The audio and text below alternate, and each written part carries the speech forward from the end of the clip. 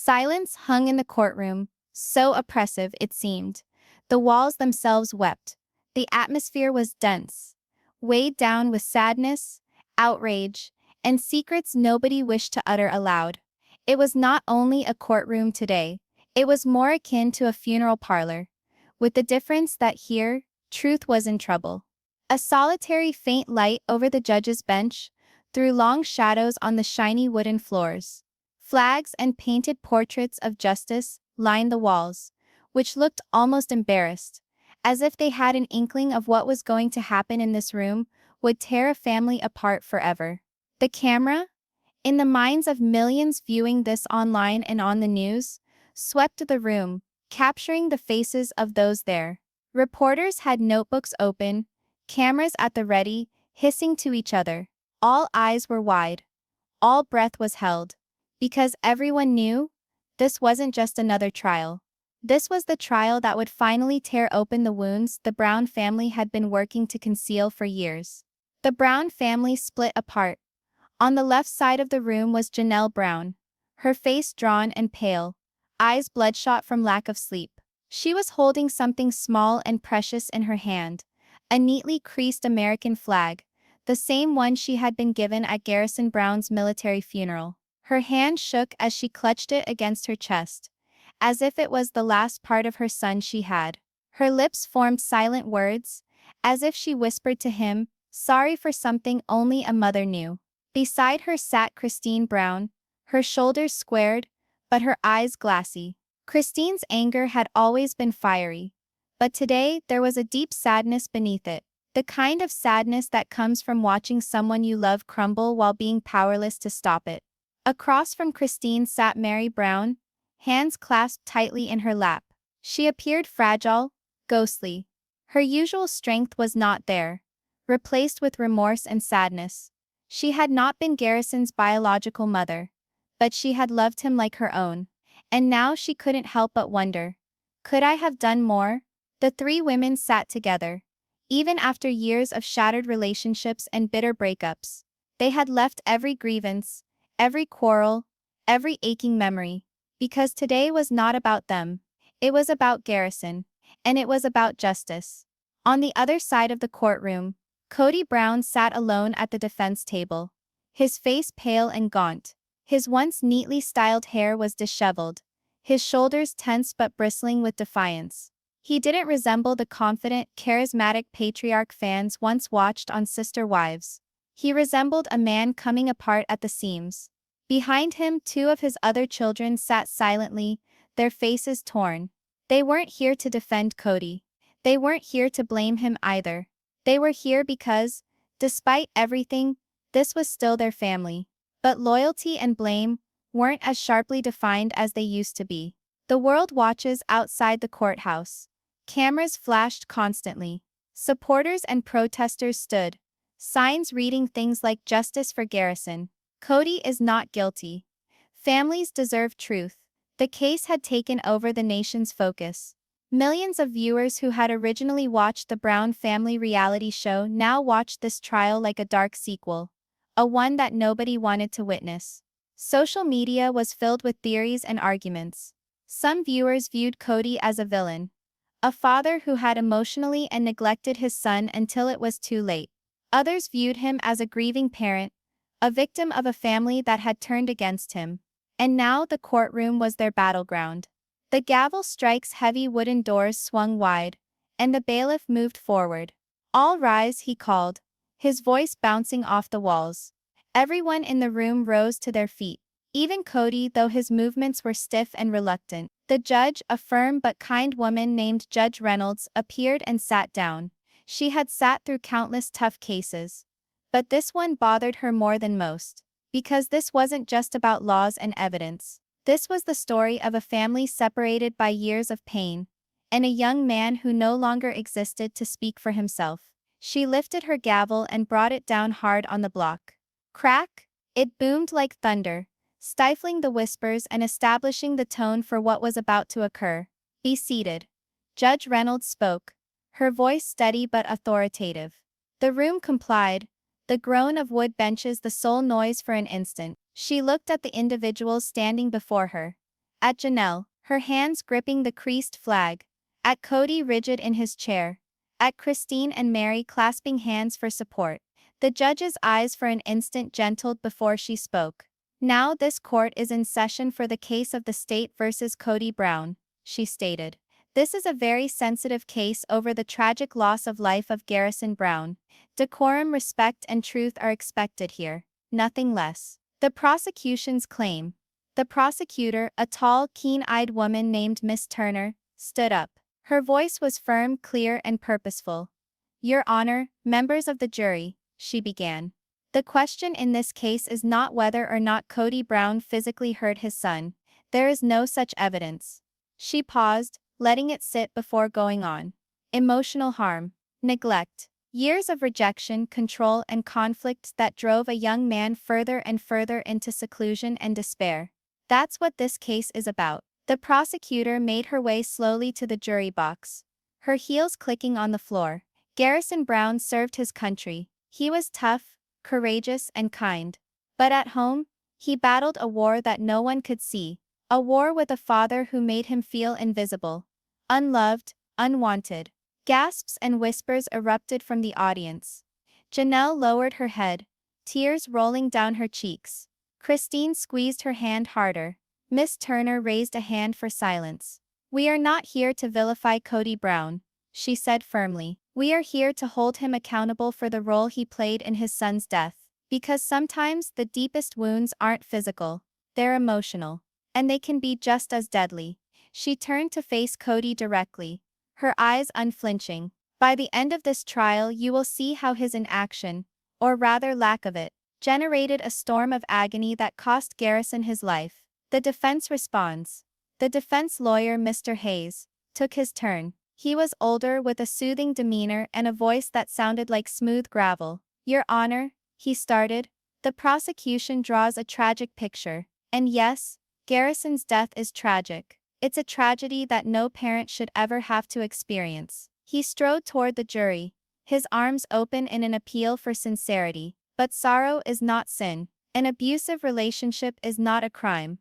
He turned to Janelle, Christine, and Meri for a moment, his voice gentling. Families are messy. They quarrel. They hurt each other. But that isn't to say a parent is guilty of their child's murder. Then, addressing the jury once again, his tone tightened. The prosecution would like you to view Kody Brown as a monster. But he is a sorrowful father. Nothing more, nothing less. And today, we will demonstrate that although mistakes were made, no law was violated. The stakes are set.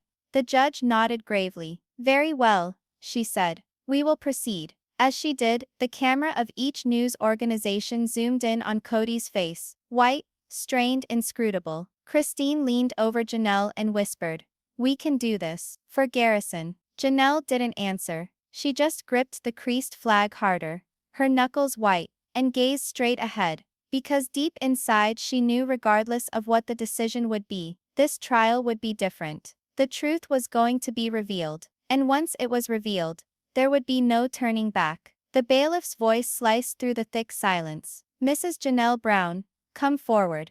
Janelle froze, her fingers clutching the folded American flag tighter. For a moment she couldn't move. Her legs felt like stone, her heart pounding so loudly she swore everyone in the courtroom could hear it. Christine gently touched her shoulder and whispered, "You've got this." With a shaking breath, Janelle stood up. Every step towards the witness stand was like a mile. This was what she had feared from the day she had lost Garrison. Talking about her son, in front of the man she thought had pushed him away, was almost too much to bear. When she arrived on the stand, the bailiff extended a small Bible. "Do you promise to tell the truth, the entire truth, and nothing but the truth?" Her voice shook, hardly above a whisper. "I do," she settled slowly, folding the flag neatly in her lap, as if she were afraid it would shatter. Her hands shook as she smoothed its edges, trying to still herself. The courtroom was hushed, waiting. The first question, the prosecutor, Miss Turner, went slowly. Her tone was soothing, respectful, as if she were walking Janelle through a storm. "Mrs. Brown," she started softly, "I know this is hard, but please, for the record, can you tell us about your son, about Garrison?" Janelle's lips trembled. She gazed down at the flag, her eyes already welling up. Garrison. She hesitated, gasping for a shaky breath. Garrison was my light. He was courageous, humorous, obstinate. Oh, so obstinate. But he had the biggest heart. Her voice cracked, and Christine softly dabbed away her own tears in the gallery. Janelle went on, her voice alternating between pride and hurt. He served his country. He loved his siblings dearly. And he always worked to be the glue that would hold us all together when we were falling apart. She gulped, her throat constricting. But along the way, he began to slip away. And I didn't notice in time. The family falling apart. Miss Turner nodded understandingly. Mrs. Brown, what do you mean by slipping away? When did you first realize something was different? Janelle's eyes wandered to Kody, sitting on the other side of the courtroom. He wouldn't meet her gaze. His eyes were on the table before him, jaw set. It began when the pandemic hit. Janelle replied softly. Our family was already complicated. But when COVID struck, everything went up in flames. Her voice grew stronger. As anger crept in, Kody made rules, strict rules, about who we could see, what we could do, how we could live. It wasn't just about safety, it was about control. She faced the jury now, her look raw and unfiltered. Garrison was a young man. He was in the National Guard. He was putting his life at risk, serving others, and his own father was treating him like he was a threat to the family. Gasps circulated through the courtroom. Even some of the reporters looked shocked. Janelle pressed a shaking hand to her chest. Garrison wanted to spend time with his siblings. He wanted family gatherings, holidays, just family time. But whenever he asked, Kody would shut him down. He informed Garrison that if he didn't comply with his rules, he wasn't welcome. Her tears finally overflowed. Imagine telling that to your own son, your own child.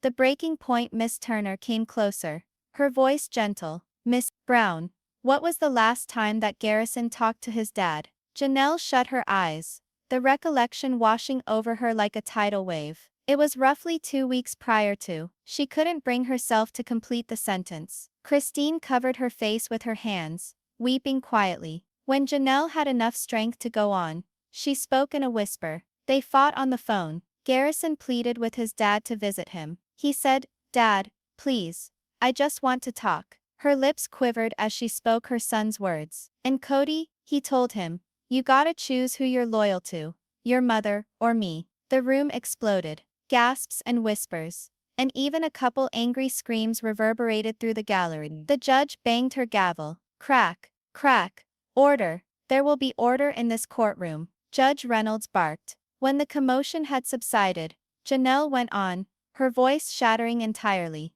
That was the last they heard from each other. My son hung up the phone, and 2 weeks later, he was dead. A mother's guilt. The prosecutor let Janelle recover for a moment, then asked gently, Mrs. Brown, do you blame Kody Brown for what happened? Janelle didn't hesitate. She turned fully to face Kody, her grief burning into rage. Yes, she said, her voice steady now, trembling not from fear, but from fury. I blame him. Christine reached over from the gallery, clutching Meri's hand tightly. Janelle's tears flowed freely as she spoke. He shoved Garrison away, time and time again, until my son felt like he didn't count. Garrison was so eager to be good enough for his father. He craved his love, his acceptance, and Kody kept shifting the goalposts. She clutched the flag in her lap so hard her knuckles bleached white. My son died, thinking he wasn't enough, thinking his father didn't love him. And I will never forgive that.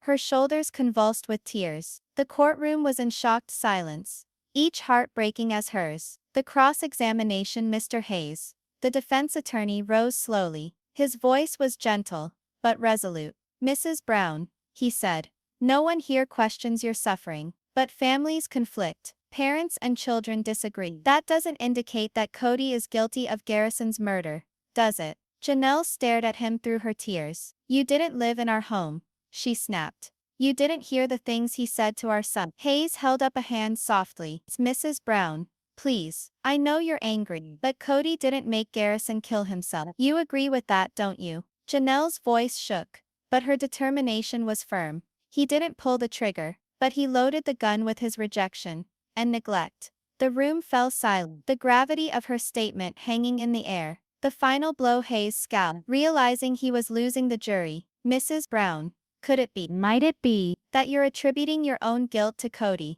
You're blaming him because it's harder to blame yourself. Christine gasped. Even Kody's own lawyer appeared taken aback by his frankness. Janelle stood paralyzed. Her eyes welled with tears again, but this time there was no anger, only unspeakable anguish. Yes, she breathed. I blame myself each and every day, because I didn't understand how broken my son was. I didn't rescue him. She spat out the words, her eyes blazing on Kody's. But Kody made him feel like he didn't belong, like he wasn't worth showing up for. And that's something a mother can never forgive. The courtroom reacts. The gallery was overcome with tears and whispers. Even jurors were seen wiping away tears. Christine and Meri openly wept, clinging to one another, as Janelle hid her face in her hands. Frozen, his eyes pale, was Kody, who was sitting. For a brief moment, guilt danced across his face, but then that too was gone, replaced by the same icy mask he'd worn throughout the trial. Judge Reynolds banged her gavel. Order.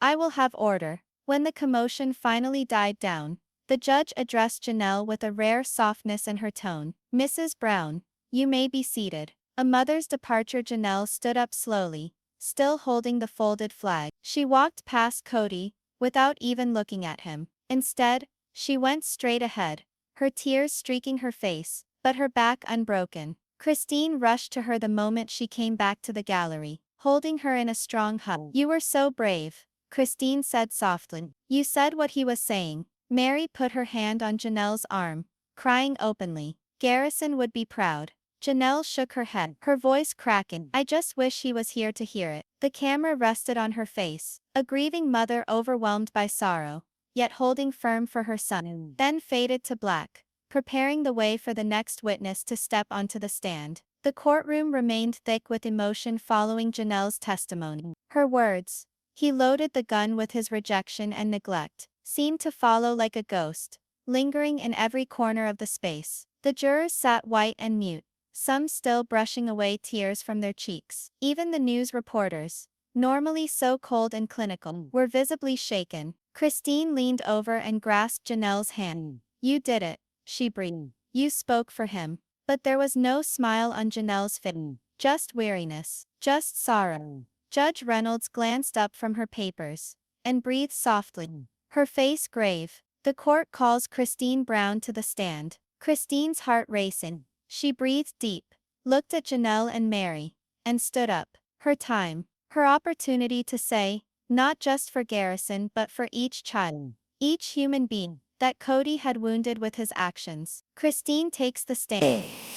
With Christine approaching the witness stand, the room appeared to wait with bated breath. Christine was not another witness. She had been Kody's most vocal critic for years, the wife who finally spoke up and broke away, creating a domino effect that shattered the whole family. The bailiff moved toward her. Do you swear to tell the truth, the whole truth, and nothing but the truth? Christine put up her right hand, her voice firm. I do. She sat down, smoothing her skirt with shaking hands. Unlike Janelle, who had testified through tears and sorrow, Christine's agony was wrapped in flame. Her anger seethed under the surface, about to boil over at any moment. The prosecutor starts. Mrs. Brown. Miss Turner said softly, thank you for appearing before us today. Would you tell the court how you observed Garrison's relationship with his father throughout the years? Christine's eyes welled up instantly, but she did not crack. She fixed her gaze on the jury and started to speak. Garrison was sunshine, she whispered. He had this laugh that could illuminate a room. He loved his siblings intensely. He loved his mom, Janelle, with all that he was.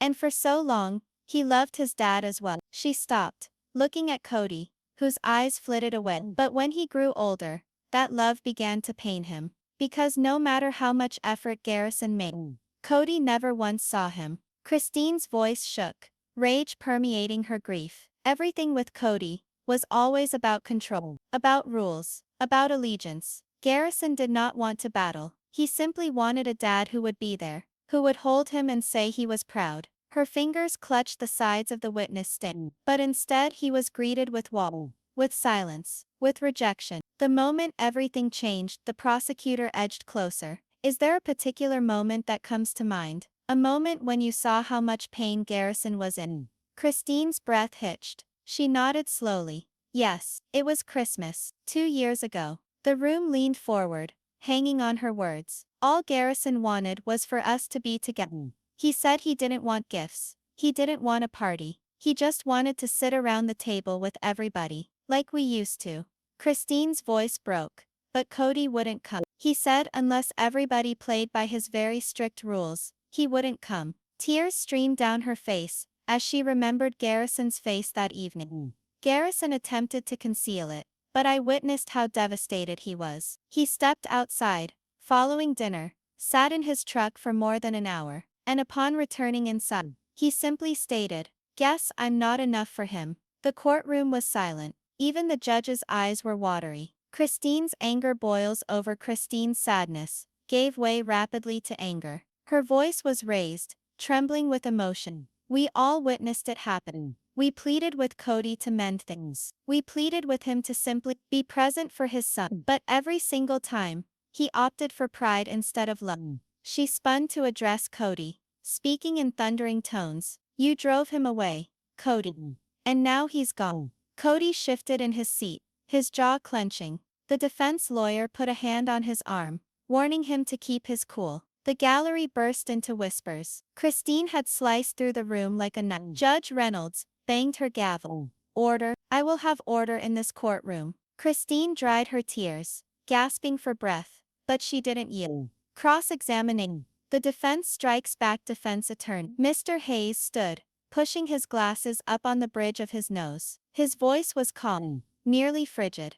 "Mrs. Brown, you obviously have strong emotions regarding my client," he started. "But isn't it a fact that you quit Kody prior to Garrison's death?" Christine's jaw thrust out at a defiant angle. "Yet, I quit because I couldn't bear to see the harm he was doing." Hayes paced around her, shark-like. "And isn't it also the case that you urged other members of your family to keep their distance from Kody?" Christine's eyes flared. "No. I urged them to guard themselves. There's a difference." Hayes smiled faintly, feeling an opening. "So it's possible, isn't it, that your decision to leave helped cause Garrison's feelings of abandonment?" Christine's hands shook on the stand. "Don't you dare put this on me," she spat. Garrison was an adult. He saw things himself. He knew who was around for him, and who wasn't. The courtroom was charged with emotion. Even the jury sat forward, completely absorbed. Meri's turn as Christine descended, wiping away her tears. Judge Reynolds called the next witness. The court calls Meri Brown to the stand. Meri's heart pounded in her chest. She had always been the quiet type, the peacemaker. But today, she couldn't help but speak. Taking the oath and sitting down, the room relaxed a little. Meri's energy wasn't Christine's fiery energy. It was wounded, fragile. The prosecutor stepped forward kindly. "Meri, can you tell us about your relationship with Garrison?" Meri's lips trembled. "I wasn't his biological mother, but I loved him like he was mine. He would come to me when things were tough, when he felt like nobody else was hearing him." She brushed away her tears with a shaking hand. "One evening, not long before we lost him, Garrison said something I will never forget. He said, 'Meri, I feel like I could just fade away, and Dad wouldn't even notice.'" Gasps circulated through the gallery. Christine covered her mouth with her hand, crying silently. Janelle gripped the folded flag more tightly. Meri's voice cracked as she went on. "No child should ever feel invisible in their own family. But Garrison did, over and over again." A voice of quiet truth. In contrast to Christine's impassioned testimony, Meri spoke quietly, but a knife to the heart nonetheless. "I tried to talk to Kody about it," she acknowledged, looking in his direction. "I told him Garrison needed him, that he needed to show up, to just be a dad." Her shoulders hunched, but he wouldn't listen. He said Garrison was being dramatic, that he needed to grow up. Meri looked at the jury through tear-filled eyes. Garrison didn't need to grow up. He needed love. He needed his father. The courtroom reacts. When Meri finished speaking, the entire courtroom was silent. Even Kody's defense attorney seemed momentarily speechless. Christine reached out from the gallery, taking Meri's hand. "You were courageous," she whispered. "You spoke the truth." Meri nodded faintly, weeping openly. The prosecutor approached the judge. "Your Honor, at this juncture, the prosecution rests its witnesses." Judge Reynolds nodded gravely. "Very well. We will adjourn after a short recess." As the gavel came down, the camera swept the room. Janelle, holding the crumpled flag, Christine shaking with rage, Meri sobbing silently, and Kody, alone, face contorted in rage and terror. The scene was set. The next act would be Kody himself, and the world was waiting to listen to what he had to say. The doors of the courtroom creaked open after recess, and a strained silence settled over the courtroom. Newspapermen hurried back to their chairs, cameras at the ready like vultures, waiting to catch every twitch of emotion. The crowd leaned forward, not daring to turn away. This was it, the moment that everyone had been waiting for. Judge Reynolds' voice boomed through the courtroom. "The defense may now call its first witness." Mr. Hayes, Kody's lawyer, stood confidently.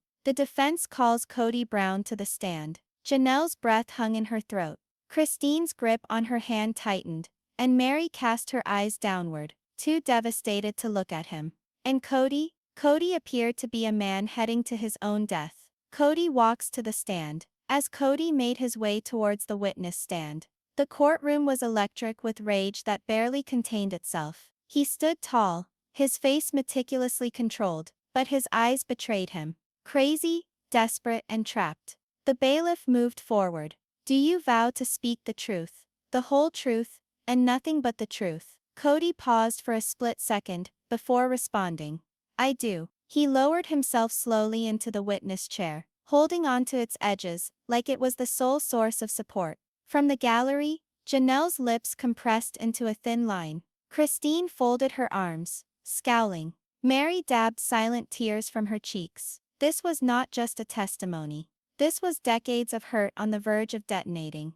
The defense launches strong. Mr. Hayes stepped forward, with a smooth, measured voice. The voice of reason to counter the tempest of emotion the jury had just endured. "Kody," he started gently, "you've heard a lot of hurtful things said about you today. Tell us in your own words who you are as a father." Kody swallowed hard, his Adam's apple bobbing. I've always done the best that I can," he explained, his voice shaking slightly. "Having such a big family wasn't easy. I worked hard every day to help feed them. I made rules to keep everyone safe, to keep things in order, in a very complicated household." His glance briefly met Janelle and Christine. "I loved my son. Garrison was independent, strong. He didn't always see eye to eye with me, but I believed he understood that I loved him." Christine's sneer rang out loud, prompting gasps from the gallery. The judge glared at her, and she subsided, but the harm was done.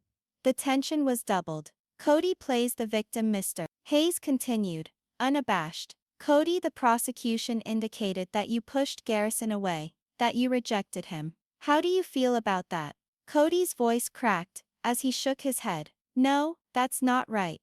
I was protecting my family." His words became louder, more desperate.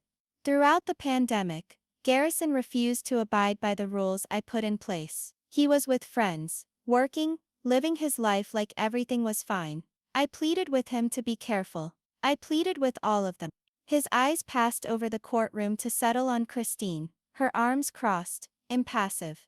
"I wasn't rejecting him," Kody maintained. "I was protecting him, protecting everyone. And now they're manipulating that, turning it around like I didn't care. That's not true." His voice broke, and for an instant, he looked truly shattered. "The prosecution strikes back." Miss Turner, the prosecutor, stood up, her face hard and unforgiving. "Mr. Brown," she spit out, "you say you were guarding your family. But isn't it a fact that while you were imposing strict rules, you were also spending most of your time with just one household, Robin's household?" Kody's face turned beet red. "I had to make decisions. Robin's home was obeying the rules, the others weren't." Christine thumped her hand on the gallery railing. "That's a lie," she yelled. Judge Reynolds slammed the gavel. "Order, Mrs. Brown." One more outburst, and you'll be removed." Christine gritted her teeth, seething in silence. Miss Turner leaned forward, her voice cutting like a knife. "So what you're really saying, Mr. Brown, is that rather than bringing your family together, you left behind the ones who didn't listen to you, including Garrison." Kody's hands balled into fists on the stand. "I didn't leave anyone behind," he bellowed. "They left me behind." The courtroom burst into shocked murmurs. The judge banged the gavel a second time. "Order, order." Garrison's last text. The prosecutor's next action was crippling. "Mr. Brown," Miss Turner stated, her voice now placid, almost gentle, "do you know the last message Garrison ever sent to a loved one?" Kody stiffened, his breath caught hard. "No," he breathed. I didn't know." Miss Turner nodded to a secretary, who handed her a printed document. "This," she said, holding up the document, "is a text message Garrison sent to Meri Brown 2 days before his death." Meri burst into tears as the prosecutor read the message out loud. "I keep waiting for Dad to call, just once, just to say he loves me. But I guess I'm not worth the effort." The courtroom became absolutely still, as though all the air had been vacuumed out. Kody's face contorted. He shook his head furiously. No, no, that's not true. I loved him. He knew that. Janelle's cry of anguish cut through the silence. "Then Dury, why didn't you tell him, Kody? Why didn't you just pick up the phone?" Her words cut through the courtroom like a hot knife through butter. Kody winced as though he'd been hit. The cross-examination, Miss Turner, moved like a predator stalking its prey. "You didn't call? You didn't come over? You didn't even send a text. And then Garrison is dead. And we are left with this." She flashed the text in his face again, her voice cracking a little. "This is all he had from you." Silence. Kody's voice was rising in alarm. "I didn't think he needed me to say it. I thought he knew." Christine stood, trembling with rage. "No, Kody. You thought you didn't need to say it." The judge pounded the gavel furiously. "Mrs. Brown, sit down." But Christine wasn't finished. "You always thought love was about control, about rules. You never understood that love is about showing up." And now, her voice cracked.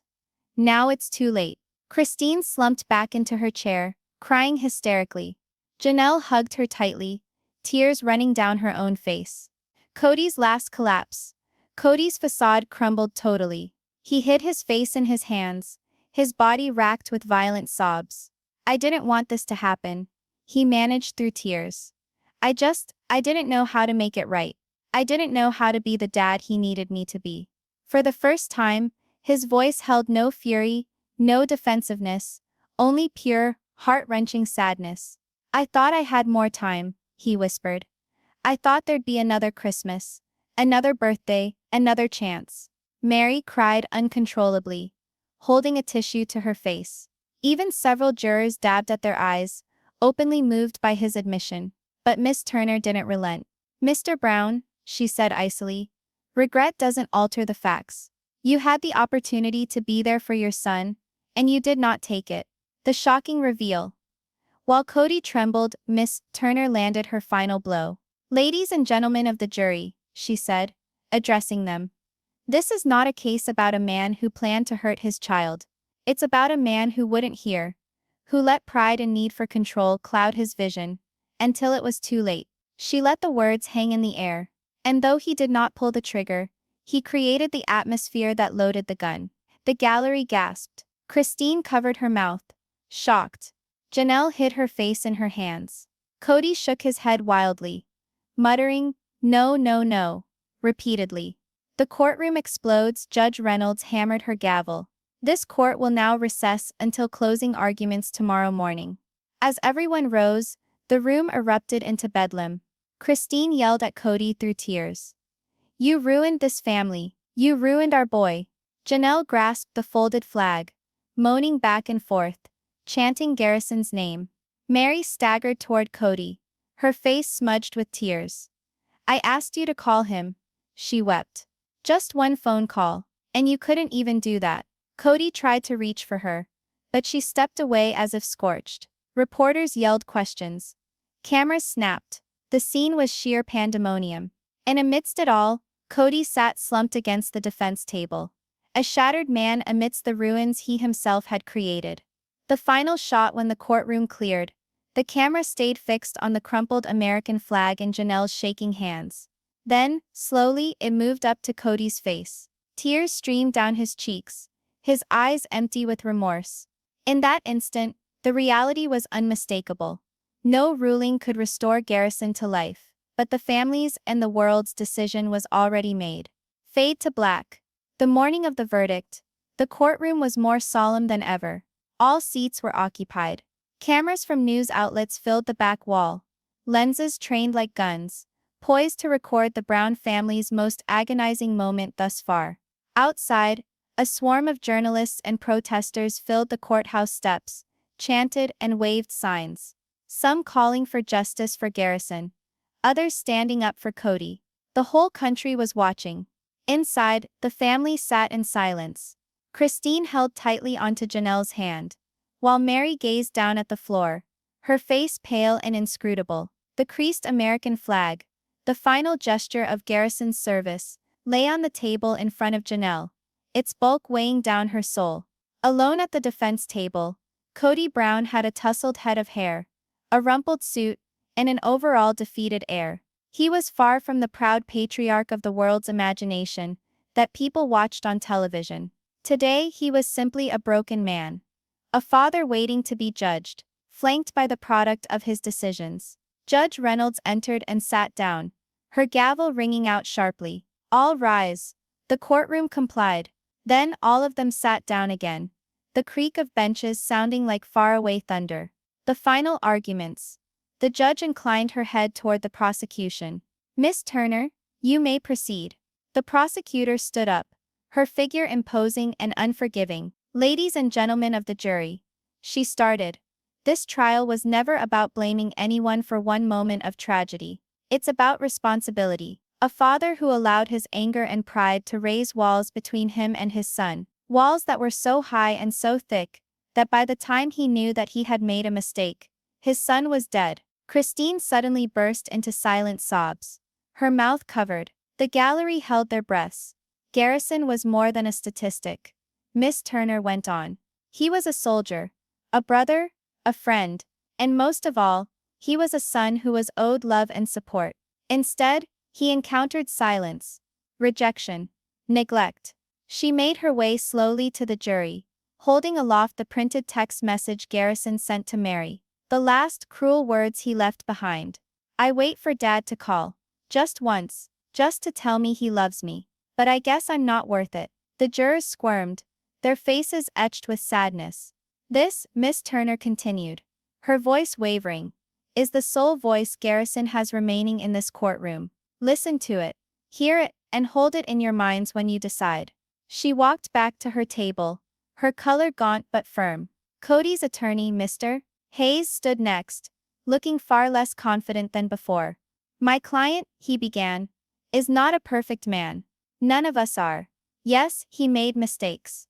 Yes, he struggled to connect with his children, but to hold him responsible for a tragedy he never intended, a tragedy he is also grieving, is cruel and unjust." He turned to face the jury, his tone softening. "Kody Brown did not take his son's life. What he did, and what all of us do, was fail to see the warning signs, to truly understand the depth of Garrison's pain." Janelle's tears flowed freely, as he continued. "This family has been under the microscope for years. Every argument, every mistake, every heartbreak, was broadcast to the world. And although you might not agree with Kody's decisions, keep this in mind. He loved his son, and now he has to live the remainder of his life, knowing he didn't do enough." He stopped, his words hanging in the air before he concluded. "Don't judge a mourning father. Be merciful." The jury deliberates. The judge instructed her last, and then the jury exited the courtroom. As the doors closed on them, the tension was palpable. Each second seemed to take an eternity. Christine sat shuddering, mouthing prayers inaudibly. Meri sat blankly staring, white as a ghost. Janelle clutched the creased flag to her breast, rocking gently as silent tears shook her body. Kody sat still, his gaze locked on the floor. For once he had no argument, No response. Just regret. 2 hours ticked by. Then 3. At last the voice of the bailiff was heard. The jury has found a verdict. The room stiffened. The verdict, the jury returned to the courtroom. Their faces grave. Judge Reynolds spoke to the foreman. Have you found a verdict? Yes, Your Honor. The foreman handed a creased piece of paper to the judge. She unfolded it, her face impassive, then returned it. The foreman coughed, his voice shaking a little. We, the jury, find the defendant, Kody Brown, not guilty of criminal neglect. The gallery gasped. Reporters rushed to record the moment. Christine leapt to her feet, her face flushed with anger. Not guilty? After all this? The judge banged the gavel. Order. Christine sank back down, shaking wildly, tears streaming down her face. The foreman went on. Nevertheless, we hold Kody Brown morally accountable for the emotional damage his conduct produced, and suggest mandatory family therapy and reparations to Garrison's estate. The courtroom erupted in confusion. It wasn't the verdict anyone was anticipating. No full acquittal. No full conviction. It was a middle way of gray. Of pain. The aftermath as the judge dismissed court. Pandemonium broke out. Christine stormed out, yelling through her cries. Janelle sat quietly, holding on to the flag for dear life. Meri walked towards Kody, her expression inscrutable. Kody, she spoke softly, her voice shaking. Do you have any idea what you've done? Kody looked at her, tears flowing down his cheeks. Meri, I didn't want this. I didn't want any of this. She shook her head, backing away. No, you wanted control. And now you don't have a thing. Her words were more painful than the sharpest gavel. Meri turned and went away, leaving Kody to stand by himself. The final goodbye. Janelle slowly got up, her legs trembling. She went to Kody, her eyes all red and puffy from crying. Years, she said softly. I begged you to be a father to our children. I begged you to just be present. And you didn't. Kody attempted to say something, but Janelle held up a shaking hand to quiet him. No more excuses. No more blaming anyone else. You failed, Garrison. And now you have to live with that. She presented him with the folded flag. This was presented to me at our son's funeral. But it's not mine to keep anymore. It belongs to you as a reminder of what your pride cost us. Kody gazed at the flag, his hands trembling. When he glanced up, Janelle was gone, leaving him completely alone. The vacant courtroom. Several minutes went by, and the courtroom remained vacant save for Kody. The benches were empty. The cameras had departed. The sounds of the crowd outside died away to nothing. Kody sat upon the defense table, the creased flag in his lap. He gazed out into emptiness, his face empty, muttering to no one. Tears fell on the flag, staining the cloth. For an instant the camera stayed with him. A man deprived of everything. His family, his reputation, his illusions. Then achingly, the shot crept back to the empty witness stand, where Garrison's tale had been revealed bit by bit. The silence was massive. The closing message. The screen went dark. White letters materialized, harsh against the blackness. In honor of Garrison Brown. A life lost too soon. If you, or someone you know, is struggling, please call for help. A hotline number was placed below the message, providing hope in the midst of heartache.